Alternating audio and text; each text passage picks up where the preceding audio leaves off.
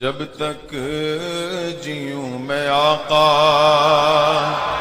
کوئی غم نہ پاس آئے، کوئی غم نہ پاس آئے۔ اللہ کے حبیب صلی اللہ تعالیٰ علیہ وسلم کے شجرہ پاک کی تاثیر بھی یہ ہے، اللہ تعالیٰ اس کے ذریعے سے زبانوں میں سلاست عطا کرتا ہے، رزق میں برکت دیتا ہے، اس لیے کہ ہمارے آپ کے دوسروں کے نسب کا تو چھوڑو، کائنات کا جو سب سے افضل و اعلیٰ رسول ہے اس کے شجرہ نسب میں بڑی تاثیر ہے۔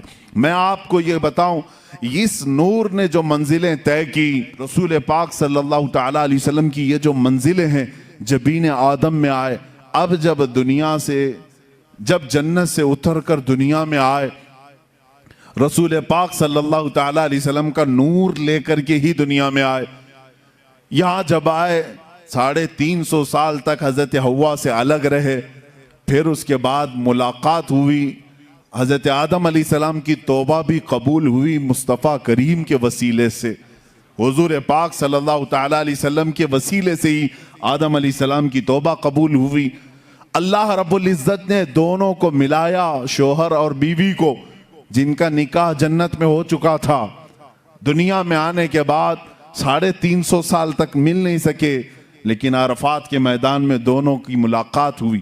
اب اس کے بعد سلسلہ چلا، آدم علیہ السلام کی عمر مبارک تقریباً 1000 سال کی ہوئی۔ کتنے؟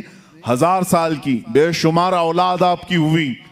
آپ کی اولاد میں ایک ہونہار اور صالح فرزند پیدا ہوئے جن کا نام شیس رکھا گیا، وہ بھی نبی ہوئے۔ جب حضرت شیس علیہ السلام پیدا ہوئے تو آدم علیہ السلام کی پیشانی میں ہلکا پن آیا، شیس کی پیشانی چمکنے لگی۔ حضرت آدم علیہ السلام سمجھ گئے نور مصطفیٰ منتقل ہو کر شیس کی پیشانی میں آ گیا ہے۔ حضرت شیس علیہ السلام کی جبین مبارک چمکتی تھی۔ میرے عزیزو، یہ چمک جو ہے حضور کے سارے آبا و اجداد میں پائی گئی۔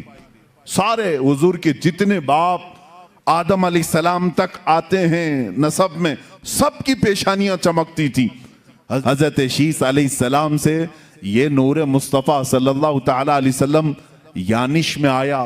یہ یانش حضرت شیس علیہ السلام کی اولاد میں سب سے بڑے تھے اور سب سے زیادہ پرہیزگار، اپنے باپ کے وفادار، اتنے اعلیٰ اخلاق تھے۔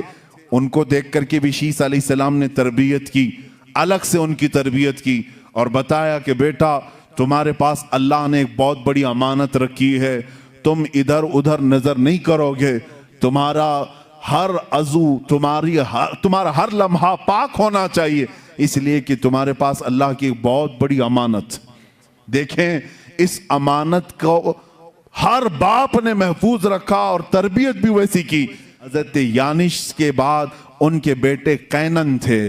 قینن کی پیشانی پاک میں وہ نور مصطفیٰ منتقل ہوا۔ رسول پاک صلی اللہ تعالیٰ علیہ وسلم کے نور کی یہ منزلیں ہیں جو سفر کر رہی ہیں۔ نور خدا چلتا ہوا آدم کی جبین میں، جبین آدم سے شیس کی جبین میں، جبین شیس سے یانش کی جبین میں، جبین یانش کی سے قینن کی جبین میں، اور یہاں قینن کی جبین سے پیشانی سے حضرت محلیل کی جبین پاک میں آیا۔ محلیل سے یرد میں، یرد سے ادریس میں، ادریس سے ادریس علیہ السلام کا نام متوشلخ بھی ہے، متوشلخ سے یہ نور مصطفیٰ صلی اللہ علیہ وسلم لامک میں آیا۔ لامک سے حضرت نوح علیہ السلام، جو حضرت نوح علیہ السلام اولاد آدم میں دوسرے رسول بھی ہیں۔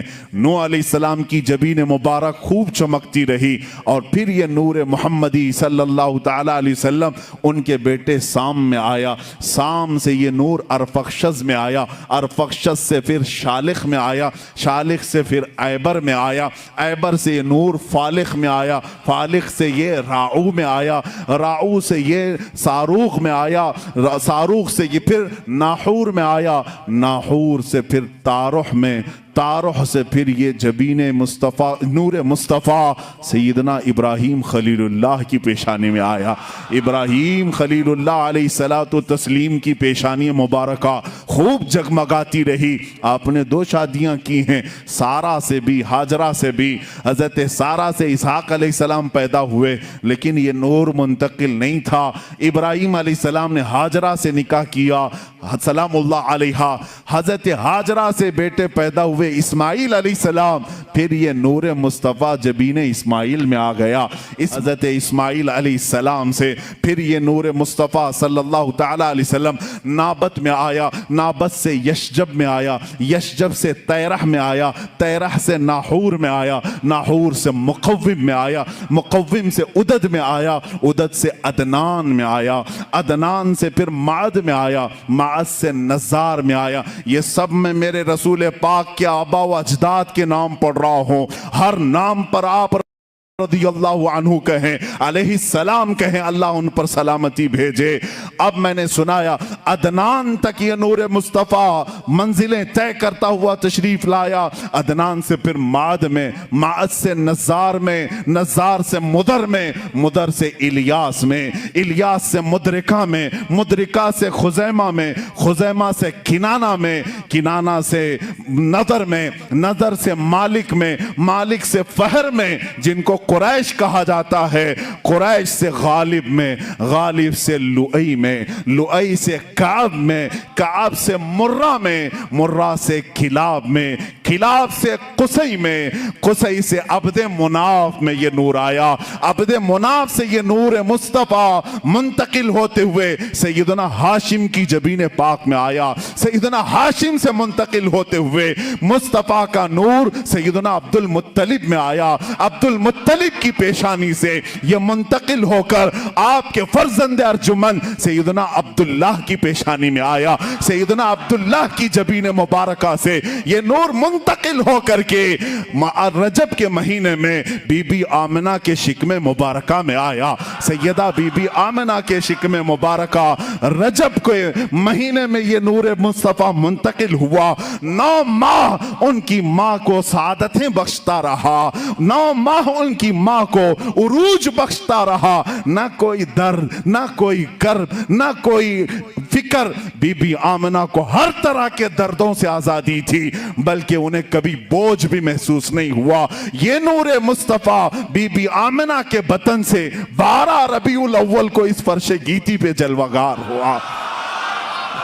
आई नई हुकूमत, सिक्का नया चलेगा, आलम में रंग बदला, सुबह शबे विलादत। मैं नूर मुस्तफ़ा सल्लल्लाहु तआला अलैहि वसल्लम की ये मंजिलें आपसे अर्ज कर रहा था कि आपका शजर नसब बड़ी बरकतों वाला है, क्योंकि कुरान कह रहा है व तक़ल्लुबका फिस्साजिदीन। ऐ रसूल, हमने आपके नूर को, आपके नुतफे को हमेशा सजदा करने वाला। सहाबा तो सहाबा है जो हुजूर सल्लल्लाहु अलैहि वसल्लम पर जानो माल निछावर करते थे। जानवरों का हाल भी ये था जो नबी करीम सल्लल्लाहु ताला अलैहि वसल्लम की सवारियां हैं।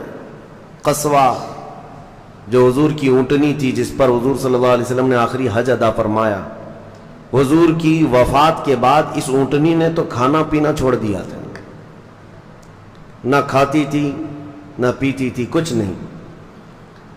यहाँ तक कि हज़रत अबू बकर सिद्दीक़ रज़ियल्लाहु ताला अन्हु उसके पास जाते, ये रसूलुल्लाह की सवारी है, कोई चीज़ खाने की सामने करते तो अपने पैरों से उसको हटा देती, और उस ऊँटनी के रोते रोते आंखें अंधी हो गई थी।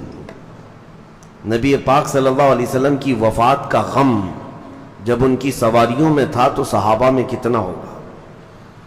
और हुजूर का जो खच्चर है, नबी करीम सल्लल्लाहु ताला अलैहि वसल्लम के लिए खच्चर की एक सवारी थी। उस खच्चर का हाल ये था कि वो मदीने तैयबा की गलियों में दीवानावार परवानावार घूमता रहता, और यहाँ तक कि जिस कुएं से मेरे आका सल्लल्लाहु ताला अलैहि वसल्लम को आखिरी गुस्ल दिया गया था, बीर गरस, आज भी वो मदीने में मौजूद है, उस कुएं में इस खच्चर ने छलांग लगा दी और वहाँ मौत का शिकार हुआ। ये जानवरों की मोहब्बत थी, तो सहाबा इकराम पर कैसा सदमा हुआ होगा। हुजूर का ان کی آنکھوں سے اوجھل ہو جانا. حضرت فاطمہ الزہرا رضی اللہ تعالی عنہا کے اشعار اگر پڑھیں تو سمجھ میں آتا ہے اپنے والد گرامی کی وفات پر جو انہوں نے اشعار کہے تھے وہ بڑے غم میں ڈوبے ہوئے تھے. آج بھی ہم پڑھتے ہیں تو آنکھیں بھیگ جاتی ہیں. تو اتنے بڑے غم اور اتنے بڑے صدمے کے بعد اور اتنے بڑے مشن کو لے کر کے چلنا آسان کام نہیں.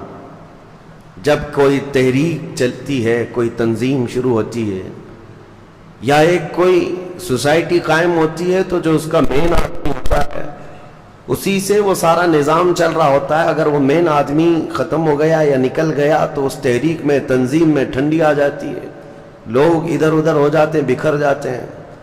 لیکن دین اسلام ایک صرف تنظیم یا ایک چھوٹی سی تحریک نہیں تھی جو صرف مدینے کی باؤنڈری کے اندر محدود ہو.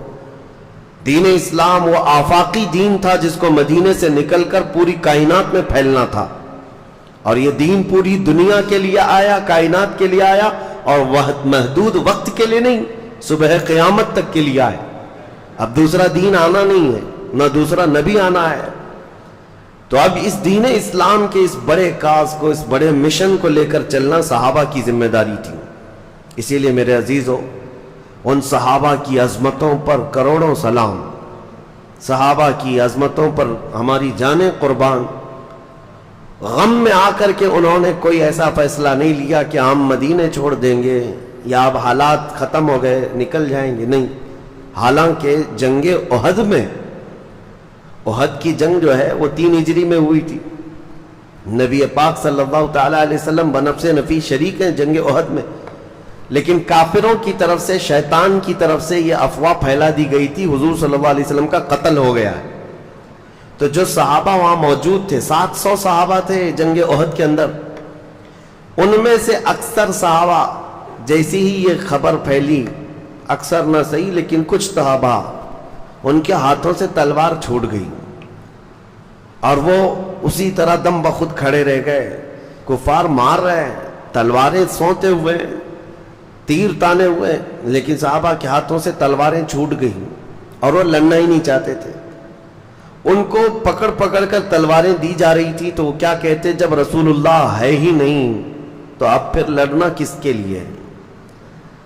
ہم نے سنا ہے کہ نبی پاک صلی اللہ تعالی علیہ وسلم کی شہادت ہو گئی، انتقال ہو گیا.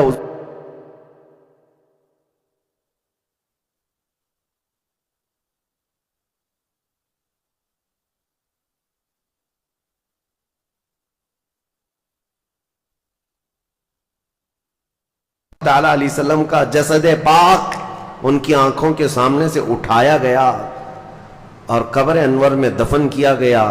تو یہ آسان کام نہیں تھا اتنے بڑے غم کو برداشت کرنا اور اس کے بعد یہ پورے دین اسلام کے مشن کو لے کر چلنا.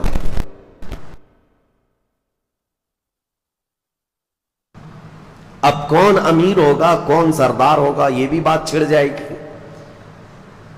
امام کے جانے کے بعد کوئی نائب ہو، کوئی ان کا جانشین ہو، اس کے لیے قوم میں ظاہر سی بات ہے اختلافات آئی جائیں گے. طرفہ یہ کہ نبی پاک صلی اللہ تعالی علیہ وسلم نے اپنی زندگی میں کسی کو بھی جانشین بنایا نہیں، کسی کو خلیفہ مقرر نہیں فرمایا. یہاں سے میں آپ کو محرم الحرام کے بیانات میں یہ جو جملہ میں کہہ رہا ہوں محفوظ رکھ کر کے جائیں. ہم میں اور شیعہ لوگوں میں فرق یہی ہے، وہ ایسی روایتیں بیان کرتے ہیں جس سے یہ مستفاد ہو کہ صرف اور صرف حضور صلی اللہ تعالی علیہ وسلم کے بعد اگر کوئی خلیفہ بننے کے لائق تھا یا جانشین تھا تو مولا علی کرم اللہ وجہہ الکریم تھے. بلکہ وہ یہاں تک کہتے ہیں وصی رسول اللہ، رسول اللہ نے ان کے لیے وصیت کی تھی، وہ رسول پاک صلی اللہ علیہ وسلم کے جانشین تھے، اعلان ہو چکا تھا. یہ سب چیزوں کے لیے میں ایک ہی سوال کرتا ہوں، صدیق اکبر کس کا نام ہے؟ نبی پاک صلی اللہ تعالی علیہ وسلم کی ایک چھوٹی سی چیز کو بھی جو ریلیٹڈ ہو وہ چھوڑنا گوارا نہیں کرتے. بال کے برابر بھی، وہ کہتے ہیں صحابہ بال برابر بھی حضور کی اداؤں سے یا حضور کی منشا سے ہٹ کر کے وہ کوئی کام کرنا پسند نہیں کرتے تھے، چاہے پوری دنیا الگ ہو جائے. میں ایک سوال کرتا ہوں کہ اگر وصیت ہو چکی تھی رسول اللہ کی اعلان ہو چکا تھا، تو کیا سیدنا ابو بکر صدیق رسول اللہ کی وصیت کے خلاف جا کر اپنی کرسی قائم کر سکتے تھے؟ یہ عقل میں آنے والی بات نہیں۔ وہ ابو بکر صدیق رضی اللہ تعالیٰ عنہ جو رسول اللہ صلی اللہ علیہ وسلم کی پیروی میں اور ان کی سنتوں میں اس قدر حساس تھے کہ روز اول سے وہ ایمان لائے ہوئے ہیں، سب سے پہلے اسلام لانے والوں میں نام ہے، ہر وقت رسول پاک صلی اللہ تعالیٰ علیہ وسلم کے ساتھ کھڑے ہونے والے۔ اگر حضور نے اعلان کر دیا ہوتا تو کیا حضرت ابو بکر صدیق اس کی نافرمانی کرتے، اس فرمان کے خلاف جاتے؟ ممکن ہی نہیں لگتا، ممکن ہی نہیں لگتا۔ اس لیے میں آپ کو یہ بتا رہا ہوں کہ اس روایت کو محفوظ رکھ لو اپنے ذہنوں میں کہ حضور نے اپنی پوری زندگی میں کسی کو اپنا جانشین مقرر نہیں فرمایا، کسی کو خلیفہ بنایا نہیں، یہ مسلم بات ہے۔ اگر رسول کریم صلی اللہ تعالیٰ علیہ وسلم بناتے، ایک روایت امام جلال الدین سیوطی رحمۃ اللہ تعالیٰ علیہ کی تاریخ الخلفاء سے میں آپ کے سامنے رکھ رہا ہوں۔ امام جلال الدین سیوطی بہت بڑے محدث ہیں، ان کی یہ روایت ہے، آپ فرماتے ہیں کہ رسول پاک صلی اللہ تعالیٰ علیہ وسلم کے جانشینی کے اور خلافت کا اعلان نہ کرنے کی وجہ کیا ہے؟ کیوں نہیں منتخب فرمایا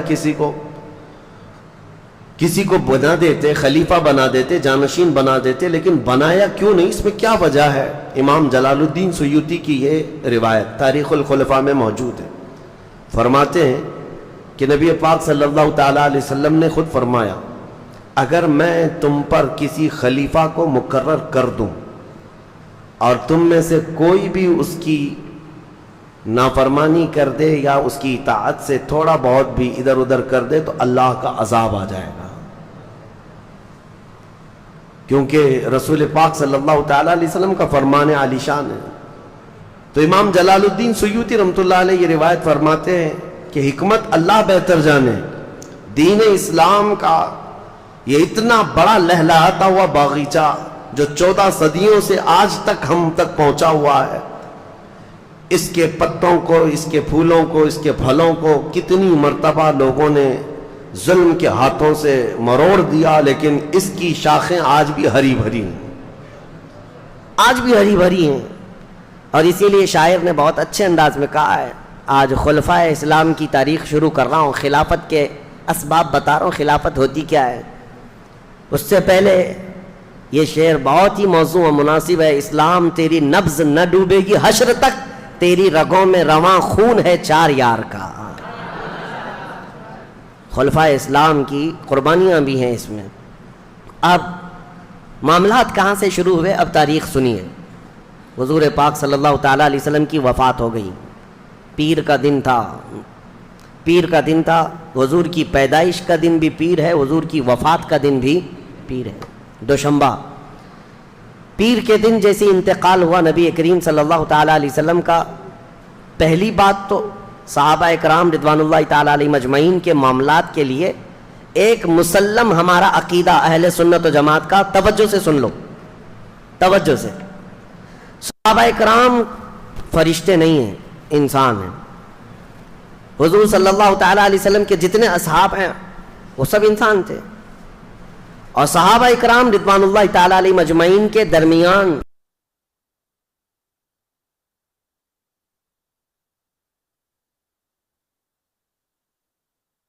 ذکر کرنا اور پھیلانا یہ حرام ہے، ناجائز ہے۔ بعض لوگوں کو یہ سب چیزوں کا شوق ہے، ان کے بیچ میں کیا ہوا تھا، ان کے بیچ میں کیا ہوا تھا، تم ان کے بیچ میں کیا ہوا تھا اسی تحقیق میں رہ گئے، تمہیں خود پتہ نہیں تمہارے بیچ کیا ہو رہا ہے۔ تمہارے ایمان کا اندازہ کرو۔ وہ ایسے بزرگ ہیں، ایسے کہ جن کے بارے میں میرے آقا صلی اللہ علیہ وسلم نے فرمایا ہے کہ میرا ایک صحابی جو کے دانے کے برابر خیرات کر دے اور پوری امت احد پہاڑ کے برابر خیرات کرے تب بھی میرے صحابی کی خیرات کے برابر نہیں ہو سکتا۔ صحابی کے درجے کو پہنچ ہی نہیں سکو گے۔ نبی پاک صلی اللہ تعالی علیہ وسلم نے فرمایا اللہ اللہ فی اصحابی،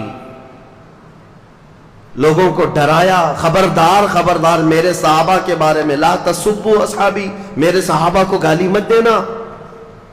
آج ایک جماعت باضابطہ طور پر صحابہ کو نشانی بنا چکی ہے، نشانہ بنا چکی ہے اپنے گالی گلوچ کا، اور ایسا لگتا ہے 14 صدیوں کے بعد یہ لوگ بڑے ترم خواں ہیں جو فیصلہ کرنے بیٹھے ہیں، وہ حق پر تھے کہ یہ غلط تھے۔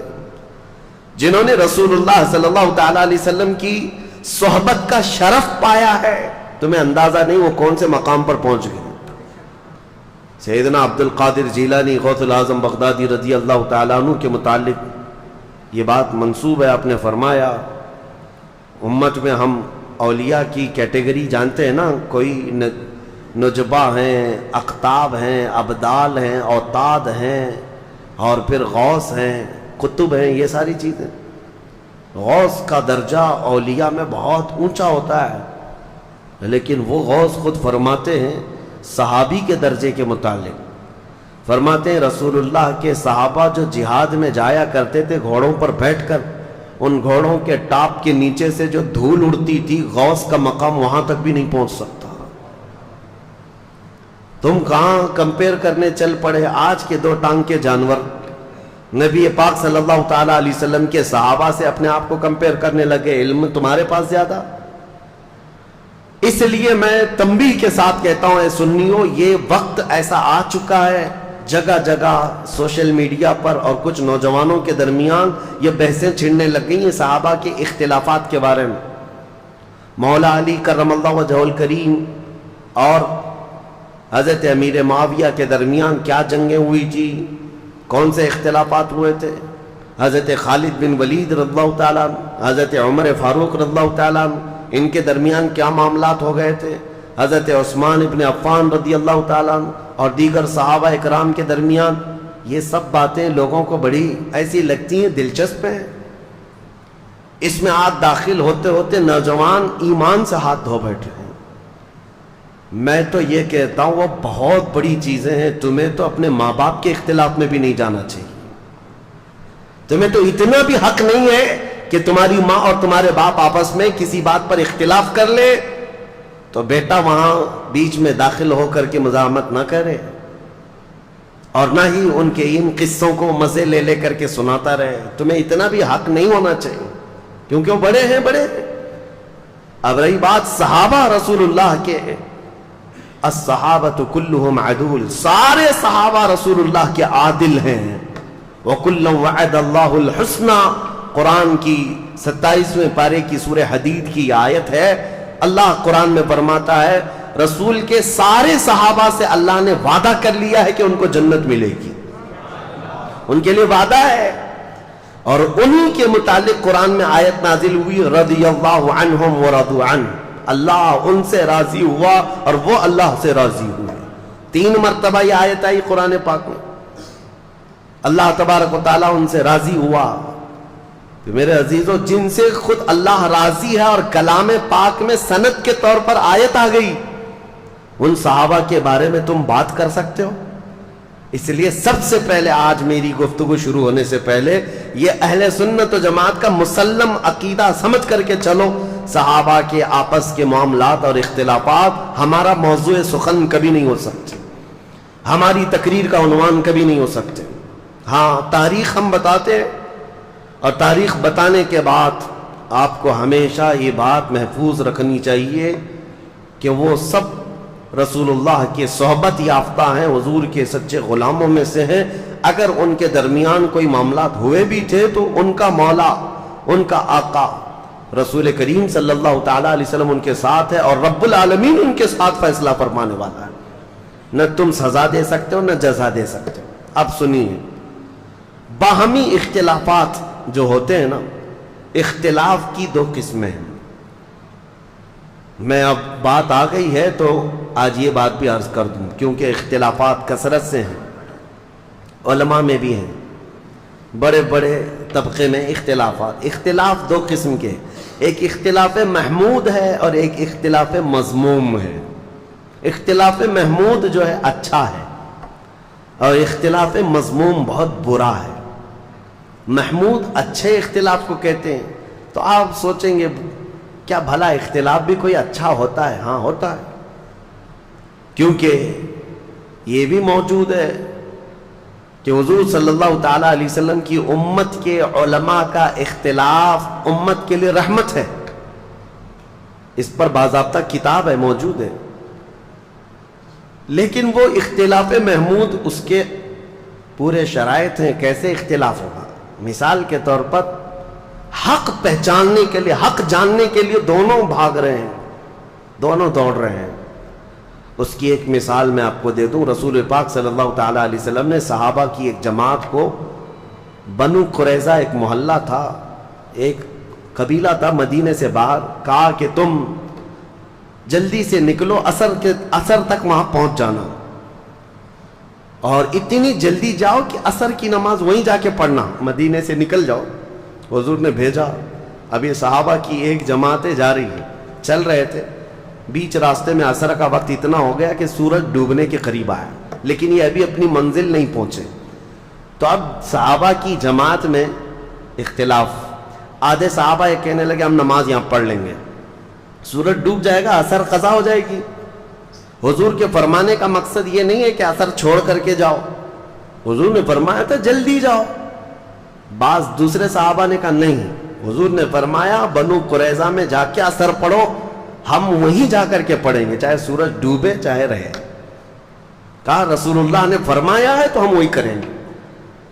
اختلاف ہوا نا، دونوں کے درمیان اختلاف. لیکن اس اختلاف کی وجہ سے ان دونوں نے آپس میں ایک دوسرے کو گالی گلوچ تو نہیں کیا، ایک دوسرے کے خاندان کو نہیں بولا. دونوں کی مرضی، دونوں کا مقصد حق کو پہچاننا، صحیح منزل تک پہنچنا، دونوں کی خواہش تھی، نیک خواہشات ہیں. اس میں اختلاف ہوا. بہرحال آدھے لوگوں نے نماز پڑھ لی اور آدھے جو نماز نہیں پڑھے تھے وہ بنو قریظہ تک پہنچے، سورج ڈوب گیا، عصر قضا ہو گئی. اب یہ مسئلہ کون صحیح کون غلط آپ بتا سکتے ہو؟ یہ دونوں جماعتوں میں کس نے صحیح کیا کس نے غلط کیا؟ اٹکل پچھو مارو گے تو اپنے دماغ سے کچھ بھی بولو گے. ہاں نماز پڑھنے والے تو صحیح تھے، نماز چھوڑ دیا انہوں نے. میرے عزیزو، نماز انہوں نے اپنی طبیعت کی مان کر نہیں چھوڑا، حضور کے فرمان کو سمجھ کر. حضور نے فرمایا وہاں جا کر کے پڑھو، ان کا منشا یہی تھا. دونوں جماعتیں حق کی متلاشی تھیں، لیکن یہ مسئلہ رسول پاک کی حیات میں واقع ہوا تھا، ظاہری حیات میں، تو رکھ دیا گیا سامنے. اللہ کے حبیب صلی اللہ تعالیٰ علیہ وسلم سے عرض کیا گیا یا رسول اللہ صلی اللہ علیہ وسلم، دونوں جماعتوں میں ایسا اختلاف ہوا، آدھے لوگوں نے نماز پڑھ لی آدھے نے نہیں پڑھی، کیا ہے اس کا مسئلہ؟ حضور صلی اللہ تعالیٰ علیہ وسلم نے کیا فرمایا؟ یہ میرے صحابہ کی دونوں جماعتیں حق پر ہیں، دونوں حق پر ہیں. یہاں سے پتہ چلا کہ حق کی تلاش میں نکلنے والا اختلاف وہ محمود ہوتا ہے. دونوں اللہ رب العزت کی رضا چاہتے ہیں، باقی اور کوئی مقصد نہیں. صحابہ میں بھی جو باتیں ہوئی ہیں وہ حق کو پہنچنے کے لیے، اللہ کی رضا حاصل کرنے کے لیے. وہ ایسا نہیں ہے کہ اپنی مرضی اور اپنے پیٹ سے کوئی چیز نکلی اور اس پر لڑ پڑے ہوں. نہیں، اللہ کی رضا.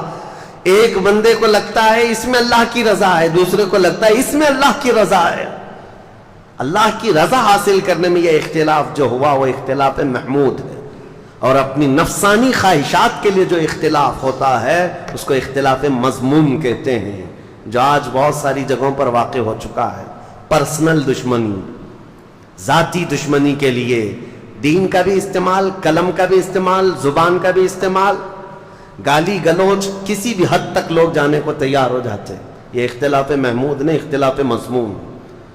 کسی عالم کی تحقیقات سے اگر آپ کو اختلاف ہے تو ادب کے دائرے میں اس کا اختلاف کر سکتے ہو. آپ ادب کے دائرے میں ایسے اختلافات کی ایک بہت لمبی فہرست ہے، لیکن ابھی آج ہمارا وہ ٹاپک نہیں ہے. میں نے یہ بات کیوں شروع میں رکھی؟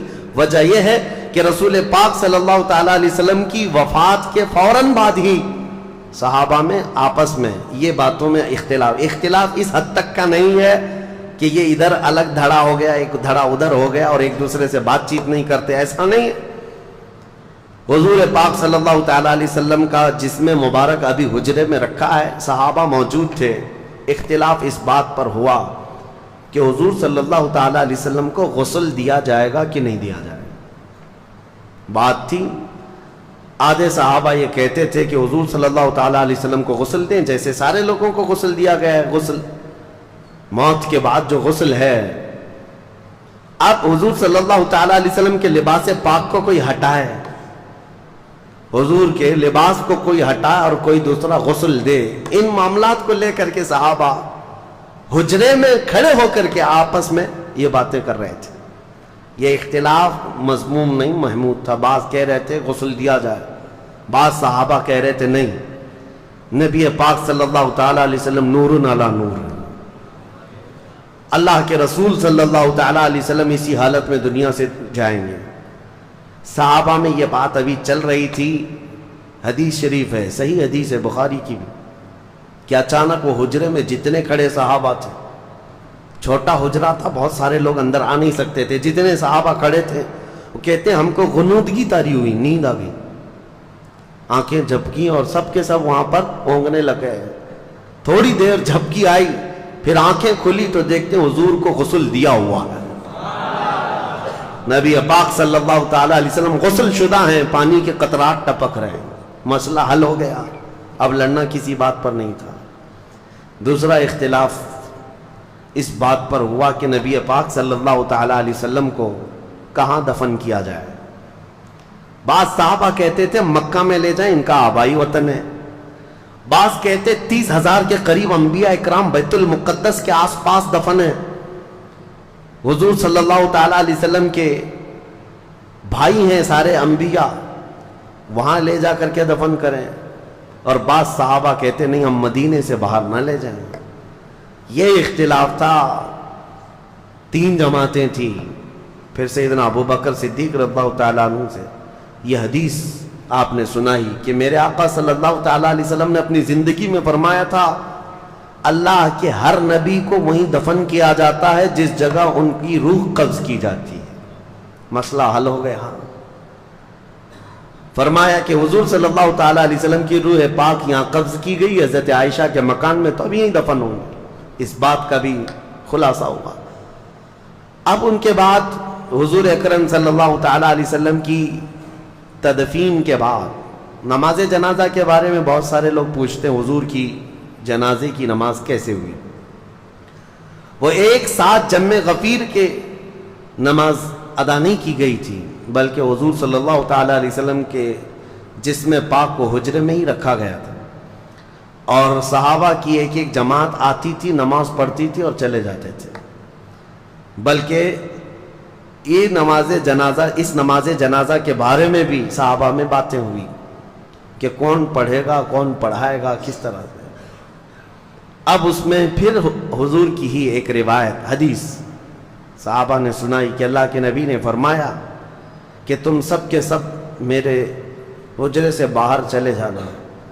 سب سے پہلے حضور صلی اللہ تعالیٰ علیہ وسلم کے جسم اقدس کے پاس نماز جنازہ کے لیے کوئی اور نہیں، جبرائیل امین آئیں گے، سید الملائکہ حاضر ہوئے فرشتوں کی جماعت کے ساتھ، پھر ان کے بعد حضرت میکائیل علیہ السلام، پھر حضرت اسرافیل علیہ السلام، پھر حضرت اسرائیل علیہ السلام، انہوں نے نمازیں ادا کیں فرشتوں کی جماعتوں کے ساتھ، اور ان کے جانے کے بعد پھر حضرت ابو بکر صدیق اندر آئے صحابہ کی جماعت کے ساتھ، پھر ایک کے بعد دیگر صحابہ داخل ہوئے اور سبوں نے اپنی اپنی نمازیں ادا کیں۔ اب یہاں ایک مسئلہ بتاؤ، نماز جنازہ جو ہوتی ہے وہ میت کی بخشش اور اس کی مغفرت کی دعا کے لیے ہوتی ہے۔ اب رسول پاک صلی اللہ تعالیٰ علیہ وسلم کی نماز جنازہ پڑھنے والے حضور کے لیے مغفرت کی دعا کرنے گئے تھے، حضور کی بخشش کا سوال کرنے گئے تھے؟ ارے وہ رسول جو ہاتھ نہ اٹھائے تو قیامت میں کسی کا حساب نہ ہو۔ نماز جنازہ 2 طریقے کی ہے، اسی لیے فرمایا گیا نماز جنازہ میں حاضر ہو جاؤ، تمہاری کثرت جو ہوگی، تمہاری جماعت ہوگی، تم اس کی مغفرت کی دعا کرو گے، اللہ میت کو معاف کر دے گا، ایک روایت۔ اور فرمایا اگر کوئی بہت نیک انسان کا انتقال ہوا تب بھی جنازہ پڑھو، اس لیے کہ جتنے شریک ہوں گے ان کے گناہ معاف ہو جائیں گے۔ تو وہاں یہ مسئلہ بھی حل ہے۔ رسول کریم صلی اللہ تعالیٰ علیہ وسلم کے نماز جنازہ میں جو گئے تھے وہ سب کے سب مستفیض ہو کر کے آئے، حضور سے انوار و برکات لے کر کے آئے۔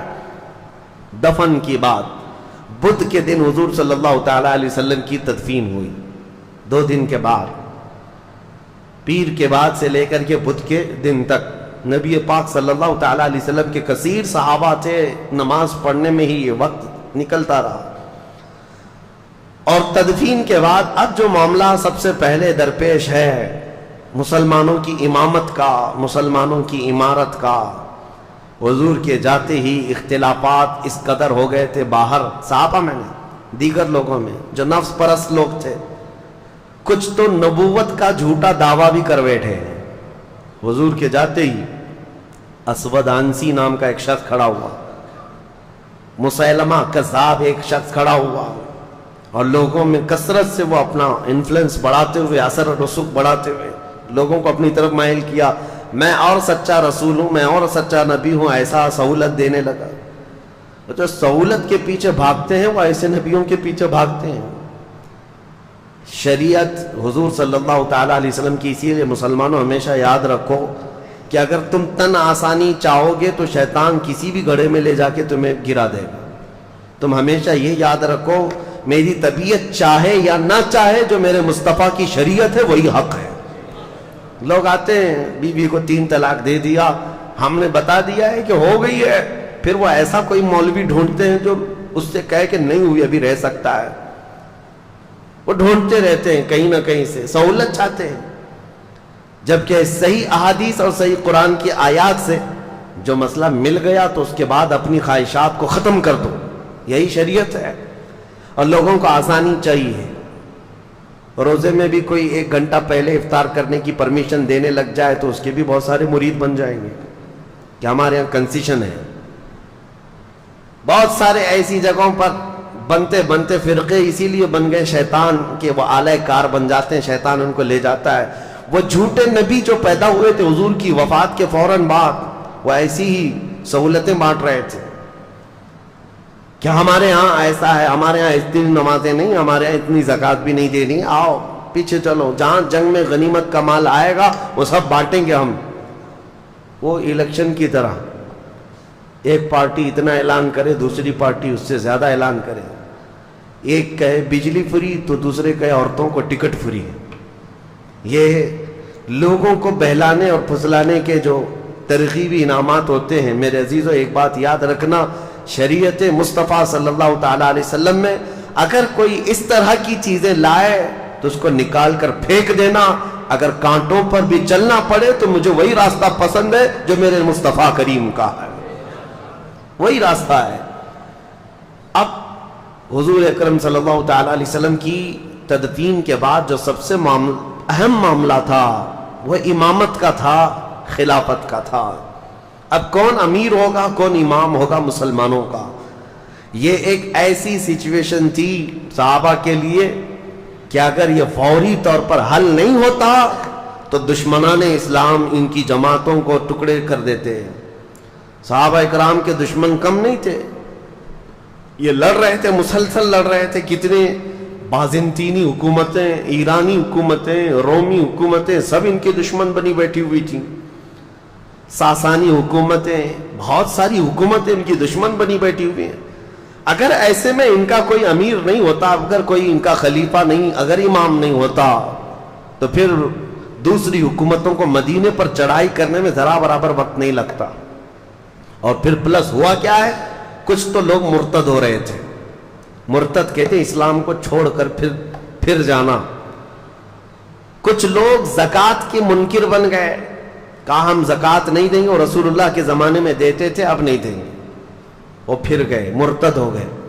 اور کچھ وہ اسود عنسی، طلحہ بن خالد خویلد، اور اس کے علاوہ مسیلمہ کذاب جیسے جھوٹے نبی، ارے جھوٹے نبیوں کی ایسی تعداد بڑھتی جا رہی تھی کہ ایک عورت بھی نکل آئی اس میں کہ میں بھی نبی ہوں، اور نبوت کا دعویٰ کرتے کرتے وہ جا کر مسیلمہ کذاب، وہ بھی نبوت کا دعویٰ کیا تھا، اس سے جا کے شادی بھی کر لی۔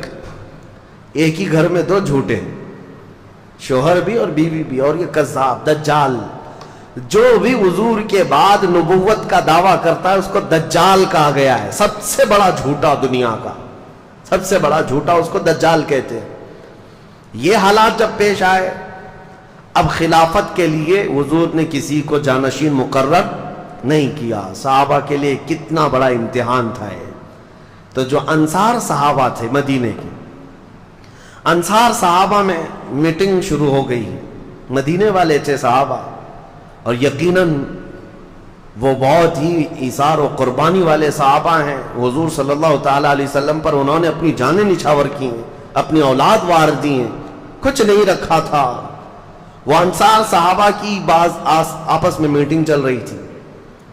وہ آپس میں سعد ابن عبادہ رضی اللہ تعالیٰ یا پھر دیگر صحابہ اکرام کو آگے بڑھا کر وہ یہ کہہ رہے تھے کہ اب ہم آپ کو امیر مقرر کرتے ہیں، کیونکہ رسول اللہ صلی اللہ علیہ وسلم سے ہمارے جو تعلقات ہیں، انصار کے لیے جو حضور نے دعائیں کی ہیں وہ بہت زیادہ ہیں، تو خلافت کا حق یا امیر بننے کا حق انصار کو ہے. تو انصار صحابہ کی یہ میٹنگ جو چل رہی تھی، ایک وہاں مدینہ طیبہ کا ایک مشہور علاقہ تھا، تو وہاں پر اس کٹے پر یا اس ٹیلے پر سب جمع ہوئے تھے. ادھر حضرت ابو بکر صدیق رضی اللہ تعالیٰ عنہ، حضرت عمر فاروق رضی اللہ تعالیٰ عنہ، حضرت ابو عبیدہ بن جراح، یہ بڑے صحابہ ہیں. یہ آپس میں بات کر رہے تھے کہ کس کے ہاتھ امارت ہو، خلافت ہو، امامت ہو. تو اسی اثنا میں حضرت عمر فاروق رضی اللہ تعالیٰ عنہ نے کہا کہ انصار کے درمیان آلریڈی یہ باتیں چل پڑی ہیں، کون بنے گا، کیا ہوگا. تو حضرت ابو بکر صدیق اس جماعت میں آئے جہاں میٹنگ چل رہی تھی. آئے، یہاں دیکھا تو وہاں خلافت کی باتیں چل رہی تھی اور انصار اپنا کوئی امیر مقرر کرنا چاہ رہے تھے. اب انصار میں سے کوئی اگر امیر مقرر ہوتا تو بڑے مسئلے تھے. اس کی وجہ کیا ہے؟ مدینے میں دو خاندان ہیں، اوس اور خزرج. میں نے سیرت کے بیان میں سنایا ہے، اوس اور خزرج یہ دو خاندان ہیں، اور یہ صحابہ انہی دو خاندانوں میں سے ہیں.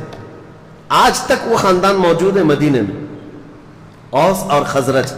اور دونوں کی اتنی سخت لڑائیاں تھیں کہ یہ دونوں قبیلوں میں 120 سال تک لڑائی چلی. عرب کی مشہور جنگ اوس اور خزرج کے بیچ میں.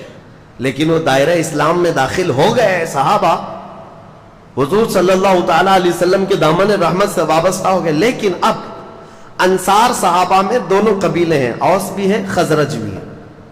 اوس بھی ہے، خزرج بھی ہے. اگر ان میں سے کسی ایک ہی کو تو خلیفہ بنانا ہے، اگر وہ اوس قبیلے کا بنتا تو خزرج والوں کو ناگواری ہو جاتی. بہت پرانی لڑائیاں چلی ہیں. خزرج قبیلے سے کوئی بنائے جاتے ہیں تو اوس والوں کے لیے مسئلہ ہوتا. اور اس کے علاوہ تیسرا مسئلہ یہ تھا کہ یہ مدینے والے لوگ تھے، اور قریش خاندان پورے عرب میں سب سے عظمت والا خاندان مانا جاتا، کیونکہ خانہ کعبہ کی چابی ان کے پاس ہوتی. اور عرب کے چھوٹے بڑے جتنے قبیلے ہیں وہ سب قریش کو سلام کرتے. قریش خاندان کی عظمت، اس کی سیادت، اس کی حکومت کو تسلیم کرتے تھے زمانے جاہلیت میں بھی. اب قریش کے علاوہ اگر کوئی دوسرا بن کر آتا تو جو چھوٹے موٹے قبیلے ہیں وہ کبھی سردار تسلیم نہیں کرتے.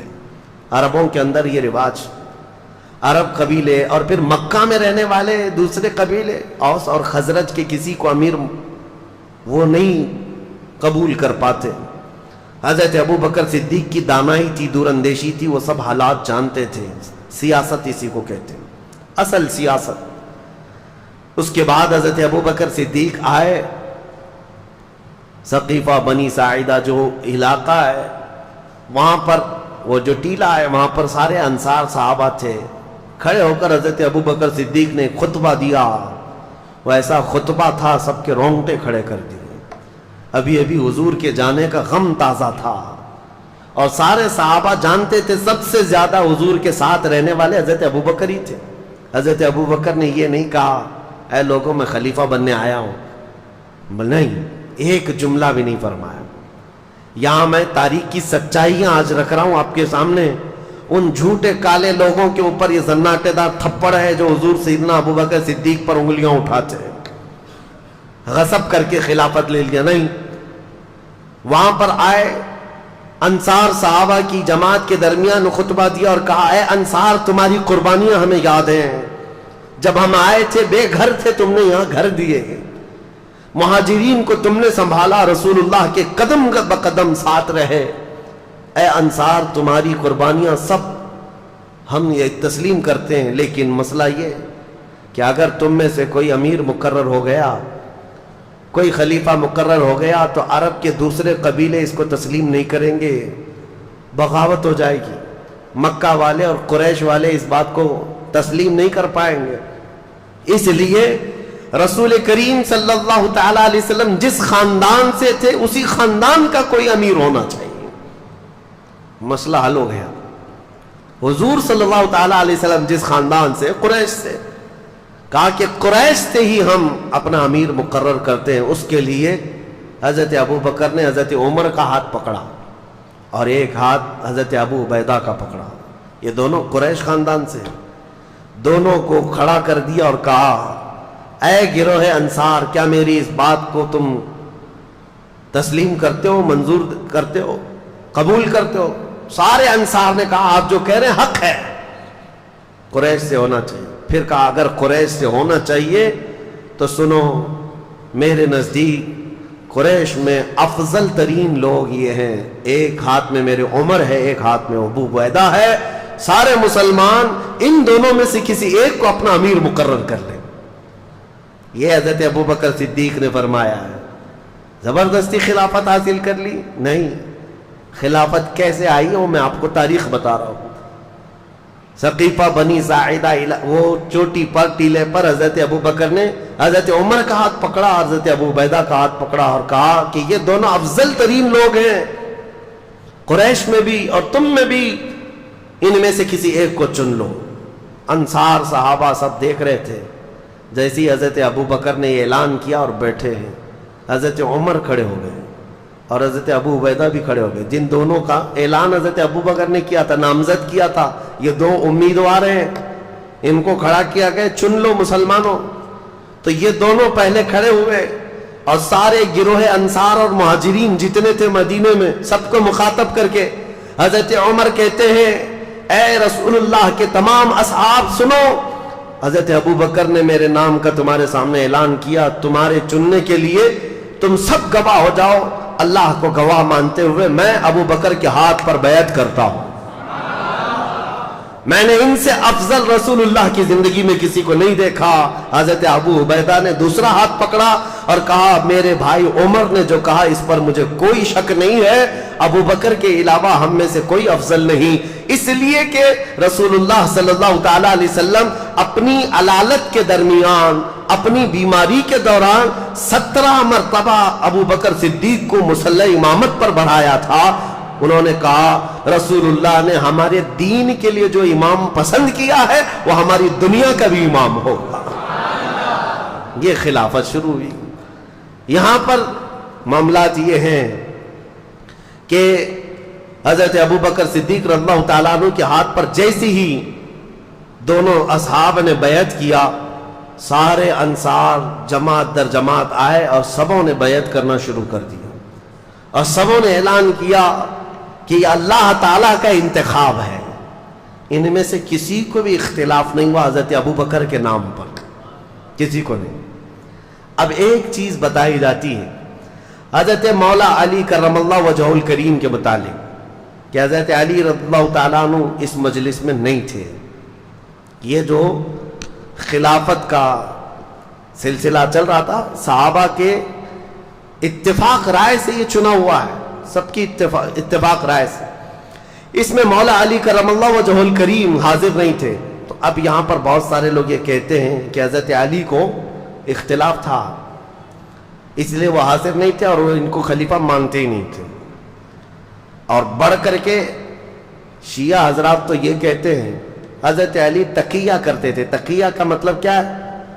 حالات سے اصل چیز کو دل میں چھپا کر کے رہنا، یعنی حاکم اگر سخت ہے تو کچھ باتیں اپنے دل میں چھپا کر کے اس کی مرضی کے مطابق کام کرتے رہنا، اس کو تقیہ کہتے ہیں۔ یہ کرتے ہوں گے مولا علی کے بارے میں تم سوچتے ہو؟ حیدر کرار جس کی شمشیر کا کوئی جواب نہ ہو، وہ دل میں چھپا کر کے کوئی بات عمل کرے گا؟ ہرگز نہیں، ہم اس بات کو تسلیم نہیں کرتے۔ ہاں اب ہم یہ بتا سکتے ہیں کہ حضرت علی کرم اللہ وجہہ الکریم خود روایت میں آپ کو بتاؤں، حضرت علی رضی اللہ تعالیٰ عنہ کی روایت کیا ہے خلافت کے معاملات میں؟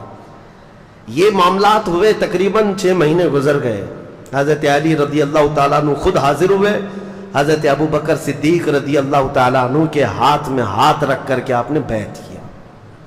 اب سنیے حضرت علی کیوں نہیں بیعت کیے، 6 مہینے کیوں گزرے؟ ہر ایک کے کچھ نہ کچھ اسباب ہوتے ہیں، وجوہات ہوتے ہیں۔ یہ مسئلہ میں اور آپ کیوں پوچھیں کہ حضرت علی کیوں نہیں آئے تھے؟ میرے اور آپ کے پوچھنے سے بہتر تو یہ ہے کہ حضرت ابو بکر صدیق خود ہی پوچھ چکے ان سے کہ علی اتنے دن کیوں نہیں آئے۔ مسئلہ اب صاف ہو جائے گا، جن کا معاملہ ہے وہ خود ہی سوال کر چکے ہیں۔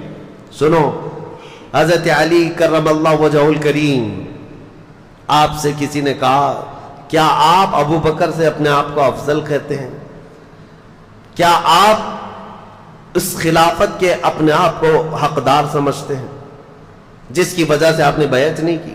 سیدنا مولا علی کرم اللہ وجہہ الکریم نے فرمایا ایسی کوئی بات نہیں، میں نے یہ عہد کر لیا تھا دل میں کہ جب تک جو وحی نازل ہو رہی تھی قرآن پاک، حضرت ابو بکر صدیق کی خلافت کا ایک اہم کام میں آپ کو بتاؤں، اہم کام، آپ جامع القرآن ہیں، قرآن پہلے پتوں پر لکھا ہوا تھا، چمڑوں پر لکھا ہوا تھا، پتھروں پر لکھا ہوا تھا، کیونکہ 23 سال تک قرآن اترتا رہا اور سب صحابہ کے پاس الگ الگ جگہ پر تھا۔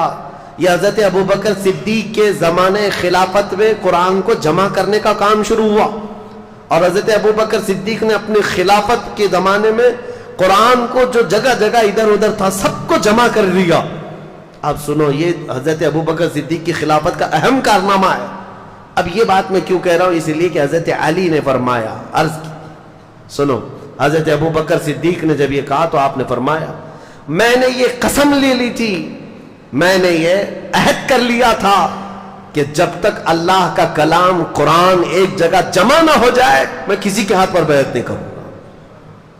مقصد اس کے علاوہ اور کچھ نہیں تھا، لیکن بہت سارے کھٹملوں کو پتہ نہیں کیا کیا چیزیں مل جاتی ہیں، اس لیے نہیں کیا تھا، اس لیے نہیں کیا تھا، اختلافات ہوئے تھے، فلاں ہوئے تھے، نعوذ باللہ۔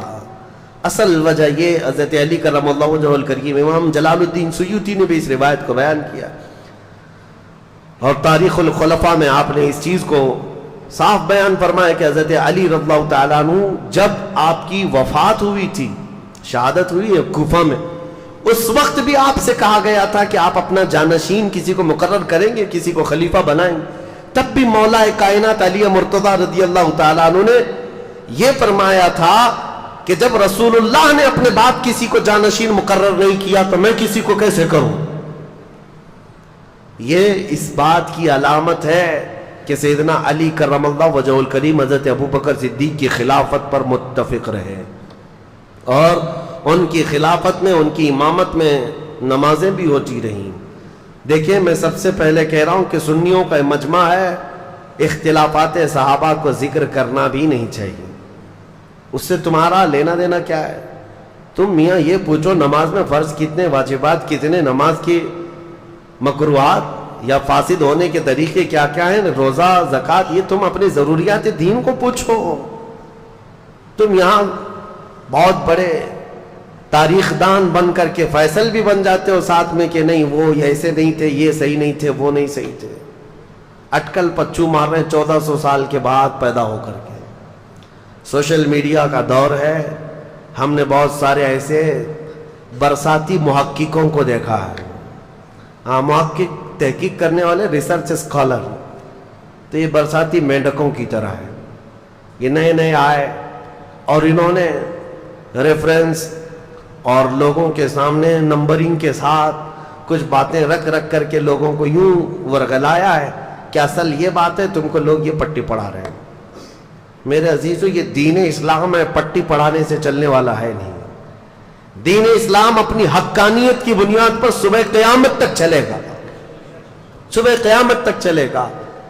بعض تو ایسے جاہل آئے ہوئے ہیں محققین کے نام پر جو علماء سے تمہیں برگشتہ کر رہے ہیں، دور کر رہے ہیں۔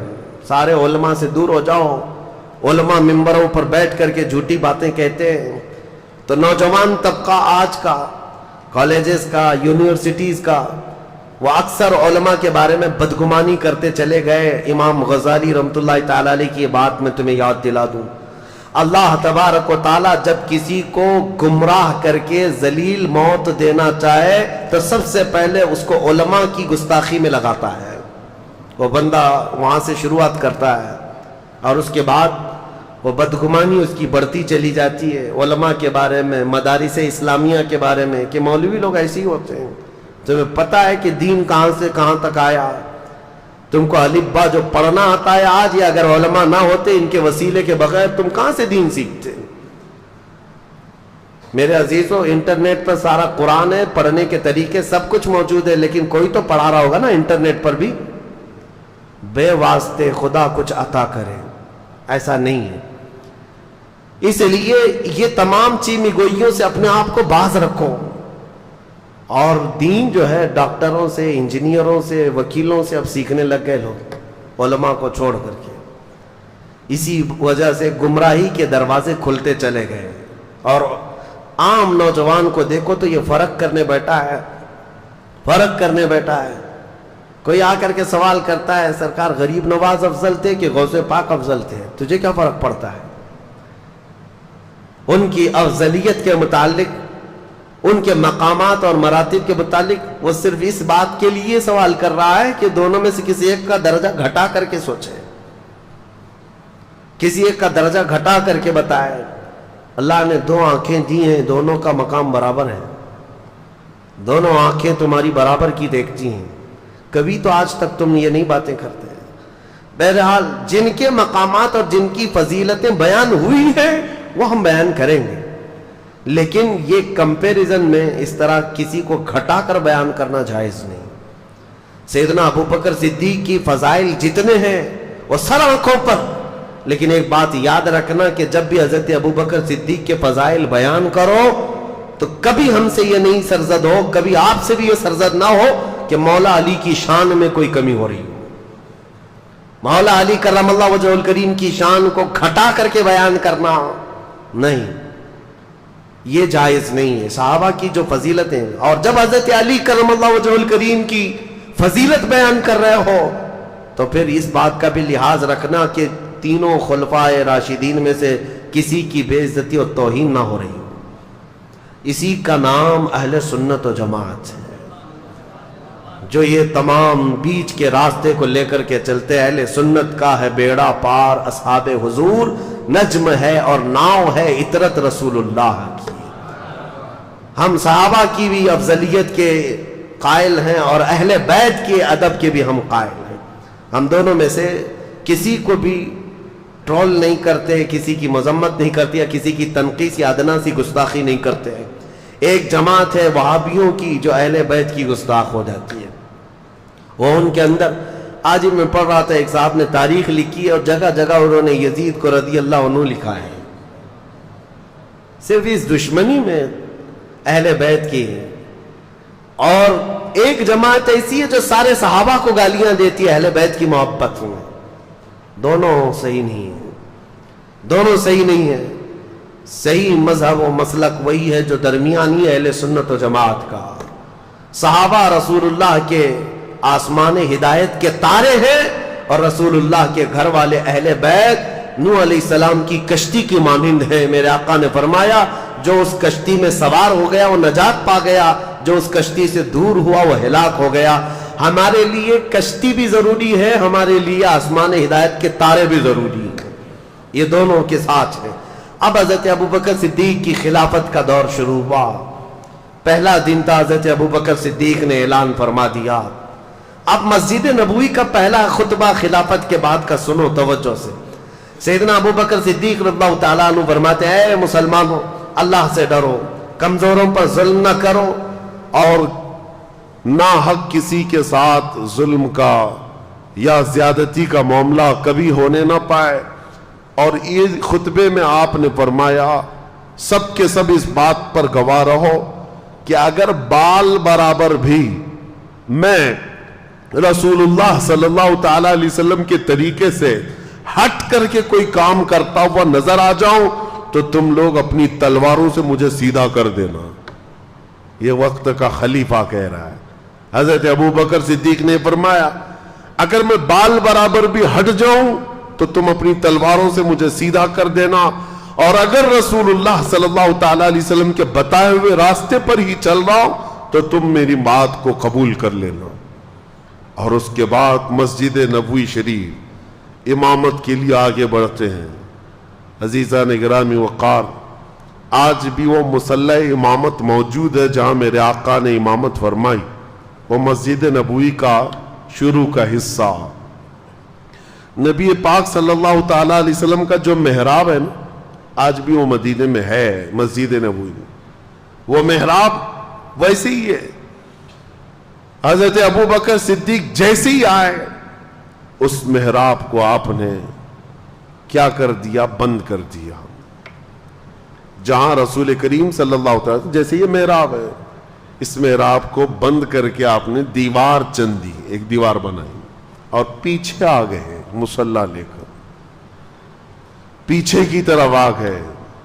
لوگوں نے کہا وہ رسول اللہ کا محراب ہے، رسول کریم صلی اللہ تعالی علیہ وسلم کا محراب ہے. آپ نے وہاں پر دیوار لگا دی اور آپ پیچھے مصلی لے کر کے آ گئے. اللہ اکبر، کمال عشق دیکھو.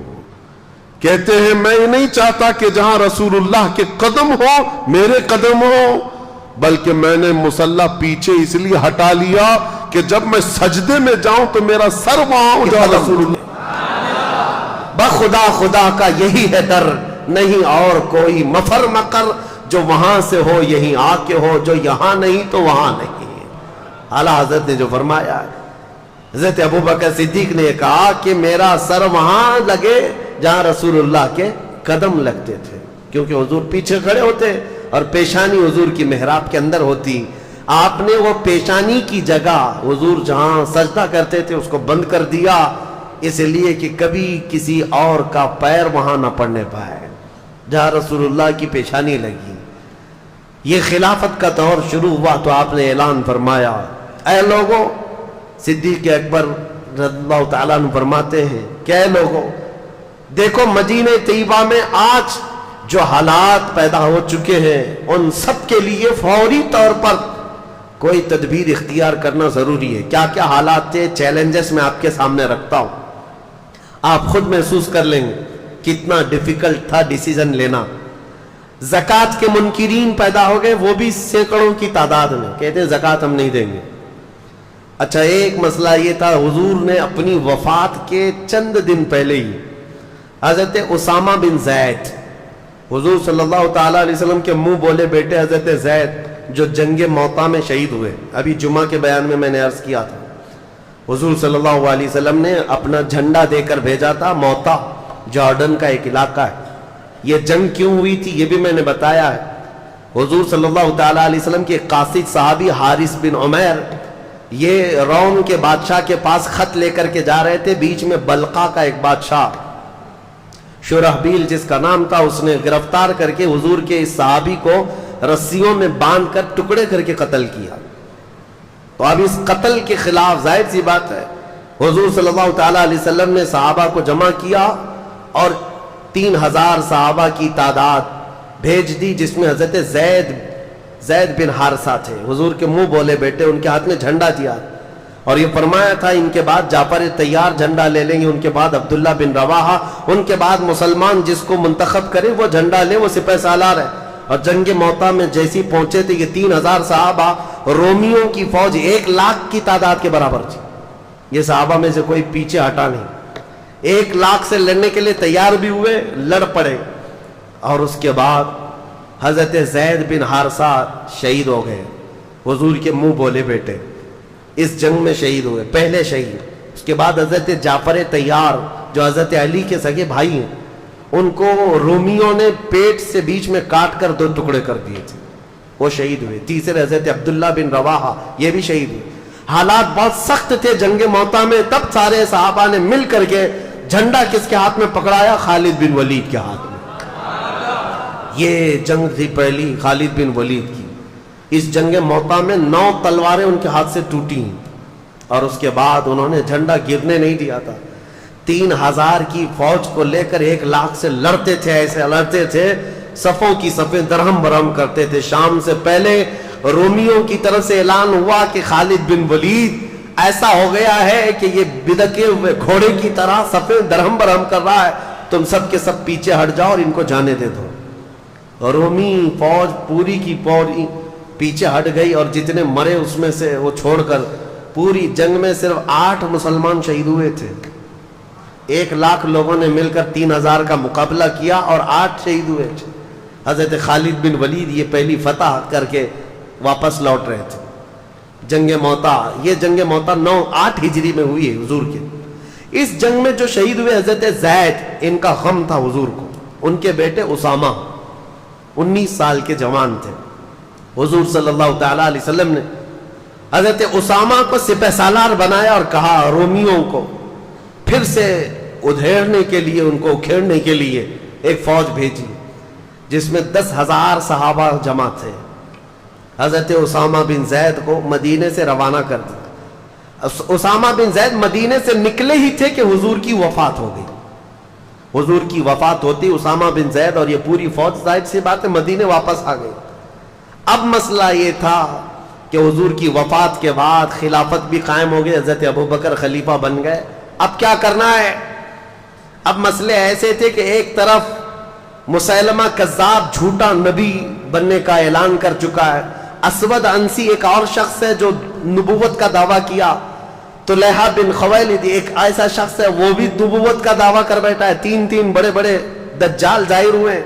ایک طرف زکوٰۃ نہ دینے کی ایک جماعت پیدا ہو گئی, مرتد ہو گئے, اور ایک طرف اسامہ بن زید کی یہ 10,000 کی فوج جو روم جا رہی تھی لڑنے کے لیے. کیا کیا فیصلے لینے ہیں؟ حضرت ابوبکر صدیق اٹھتے ہیں سیدھے اسامہ بن زید کو کہتے ہیں جو فوج تمہارے ساتھ جانے والی تھی سب کو تیار کرو. اور اس کے بعد اسامہ بن زید کو گھوڑے پر بٹھایا. یہ فوج وہیں جائے گی جہاں رسول اللہ نے بھیجا تھا. حالات ایسے تھے کہ فوج اتنی بڑی بھیجنے کے جیسے حالات نہیں تھے. یہاں تک کہ لوگ سب آ کر کے کہنے لگے خلیفہ اسلام ابھی حالات ایسے نہیں ہے کہ آپ 10,000 کی فوج مدینے سے بھیج دیں گے, حضور کی وفات ہوئی ہے, اچانک مدینے پر کچھ ہو گیا تو کیا کریں گے, اتنی بڑی فوج جا رہی ہے. حضرت ابوبکر صدیق نے کہا قسم رب ذوالجلال کی میری جان بھی چلی جائے میں اس فوج کو واپس نہیں کر سکتا جس کو رسول اللہ نے بھیجا ہے. اسامہ بن زید کو بٹھا دیا گھوڑے پر اور ان کے گھوڑے کی رسی خود پکڑ کر کے جانے لگے. یہ حضرت ابوبکر صدیق ہے, گھوڑے کی رسی خود پکڑ کر کے نکلے. اسامہ بن زید کی عمر 19 سال کی ہے, صدیق اکبر کی عمر 60 سال کی ہے. 60 سال کا خلیفہ رسول گھوڑے کی رسی پکڑ کر چل رہا ہو. اسامہ بن زید گھوڑے سے اچھل کر نیچے آ گئے. کہا اے خلیفہ اسلام, اے جانشین رسول, آپ چلیں اور میں بیٹھوں. گوارا نہیں. حضرت ابوبکر صدیق نے کہا بیٹھ جاؤ اسامہ, اس گھوڑے کی پشت پر دنیا کی دولت نے نہیں میرے رسول نے تجھے بٹھایا ہے, تجھے کوئی نہیں اتار سکتا, بیٹھ جاؤ. پھر کہا آپ رسی پکڑ کر کیوں چل رہے ہیں؟ کہا خلافت کی ذمہ داریاں ایسی آ گئیں کہ مدینے کی سیکیورٹی بھی ہے, ان دجالوں سے مقابلہ بھی ہے, منکرین زکوٰۃ سے بھی لڑنا ہے. خواہش تو میری یہ تھی کہ تمہاری فوج میں بھی شریک ہو جاتا, میں بھی چلا جاتا, رسول اللہ نے بھیجا ہے, لیکن خلافت کی ذمہ داریوں کی وجہ سے میں تمہارے ساتھ جنگ پر جا نہیں سکتا. میں کم از کم تمہاری رسی پکڑ کر مدینے سے باہر تک تو جا سکتا ہوں تاکہ کل قیامت کے دن ان مجاہدین کا نام پکارا جائے تو گھوڑے کی رسی پکڑنے والوں میں میرا بھی نام آ جائے. عزیزان گرامی, نیکی چھوٹی ہو کہ بڑی ہو ابوبکر صدیق چھوڑتے نہیں تھے. صحابہ میں یہ بات تھی کہ حضرت ایک بار حضور صلی اللہ تعالی علیہ وسلم مجلس میں کہہ رہے تھے صبح ہی فجر کی نماز کے بعد ٹائم کتنا ہوا ہوگا, حضور نے اعلان کیا کوئی ہے جس میں آج کسی بیمار کی عیادت کر کے آیا ہو. صحابہ کی جماعت حضرت ابوبکر کھڑے ہوئے, کہا میں عیادت کر کے آیا ہوں. تھوڑی دیر کے بعد حضور صلی اللہ تعالی علیہ وسلم نے پھر دوسرا سوال فرمایا کوئی ہے جو آج ایک غلام آزاد کر کے آیا ہو؟ حضرت ابوبکر کھڑے ہو گئے. پھر حضور صلی اللہ تعالی علیہ وسلم نے اعلان فرمایا کوئی ہے جو آج کسی غریب کو کھانا کھلا کر کے آیا ہو؟ پھر حضرت ابوبکر کھڑے ہو گئے, کہا میں کر کے آیا ہوں. जितनी मर्तबा हुजूर जिस नेकी के बारे में पूछते वो मस्जिद में खुद ही खड़े होते हैं कि या रसूल अल्लाह मैं कर क्या, और ये कब? फजर की नमाज में। बाद में रसूल करीम सल्लल्लाहु ताला अलैहि वसल्लम ने ऐलान फरमाया उस मजलिस में, क्या गिरोह सहाबा सुनो, जन्नत के 8 दरवाजे हैं, मुसलमान अलग अलग दरवाजों से जन्नत में जा रहे होंगे, लेकिन जन्नत का हर दरवाजा अबू बकर को अपनी तरफ पुकार रहा होगा। हर दरवाजा अपनी तरफ पुकार रहा होगा कि तुम इसमें से आ जाओ, तुम इसमें से आ जाओ। अबू बकर सिद्दीक की नेकियां, वो छोटी नेकी भी छोड़ते नहीं थे। उसामा बिन जैद को रवाना किया। अब जहन हाजिर रखो, आप सिचुएशन कैसी है, मैं खुद पढ़ करके हैरान हूं। उसके बाद हजरत खालिद बिन वलीद को बुलाया, हजरत शुरहबील हसना एक और साहबी हैं, इनको बुलाया, और तकरीबन इसमें भी 2000 या 3000 सहाबा को जमा किया और कहा जाओ उस मुसैलमा कज़्ज़ाब का मुकाबला करना है जो झूठा नबी बना हुआ है। ये गए, झूठे नबी के मुकाबले के लिए जब गए थे लोग, उस वक्त हजरत खालिद बिन वलीद अपनी एक छोटी सी जमात लेकर के अलग असवद अंसी और तुलैहा बिन खुवैलिद जो 2 और झूठे नबी थे, कहा मैं उनका काम पहले करके आता हूं। हजरत खालिद बिन वलीद गए, इनके मुकाबले में कौन खड़ा होता? असवद अंसी को, तुलैहा बिन खुवैलिद के जितने हवारी मवारी थे सबको मार डाला, और वो डर के मारे झूठा नबी मुल्क शाम भाग गया। और रिवायत में है कि बाद में मुसलमान भी हो गया, छोड़ दिया। असवद अंसी जो था उसको उसके करीबी लोगों ने मार डाला। हजरत खालिद बिन वलीद की हैबत ऐसी तारी हुई, ये 2 झूठों को मार करके हजरत खालिद बिन वलीद फिर आए शुरहबील हसना के साथ। ये 3000 सहाबा की जमात थी, लेकिन जैसे ही गए ये मुसैलमा कज़्ज़ाब 30,000 लोगों को जमा कर चुका था। मुझे हैरत होती है, रसूलुल्लाह के ज़माने से ये ज़माना बहुत मिला हुआ है। इतने करीब के ज़माने में जब 30,000 झूठे नबी को मानने वाले पैदा हो गए थे, तो आज कादियानियों की जमात में क्यों नहीं जा सकते? होते हैं। या हमारे दौर का जो दज्जाल 100 साल पहले जो गुजरा, गुलाम अहमद कादियानी, इसने भी नबूवत का दावा किया। यह अहमदी जमात नाम से पूरी दुनिया में फैली हुई है, कादियानियों की जमात है। ये अपने आप को जमात अहमदिया कहते हैं, और सारे इंटरनेट पर भरे हुए हैं वेबसाइट। इस्लाम नाम से जैसी ही खोलें तो अहमदी जमात की वेबसाइट खुलती है। याद रखना नौजवानों, गलती से इनके जहर में ना चले जाना, सारी बातें वही करते हैं, लेकिन बाद में चल करके अपने झूठे नबी का अकीदा धीरे धीरे डालते हैं, और ये कहते नहीं गुलाम अहमद कादियानी को नबी मान लो तो मोहम्मद सल्लल्लाहु अलैहि वसल्लम के खातमुन नबीन होने में कोई फर्क नहीं आता। वो रसूलुल्लाह खातमुन नबीन है, लेकिन ये भी नबी है। और ये ऐसा झूठा नबी, जाहिल, पंजाब का रहने वाला, कादियान पंजाब में, और इसने अंग्रेजों की मदद से जो नबूवत का दावा किया था, और खुद के पता नहीं ऐसी ऐसी चीजें गढ़ करके लाए। इसकी किताबें भी मौजूद हैं। क्या बकता था वो समझ में नहीं आता, और कहता मेरे ऊपर वही आती है, और फरिश्ते वो भी वही इंग्लिश में लेकर आते थे। हाँ, इंग्लिश में 2 फरिश्ते आते थे, टीसू टीसू मीसू मीसू, और ये वही, ये एक मजाक था। पूरी उम्मत ने उसका इनकार किया है, झूठे नबी।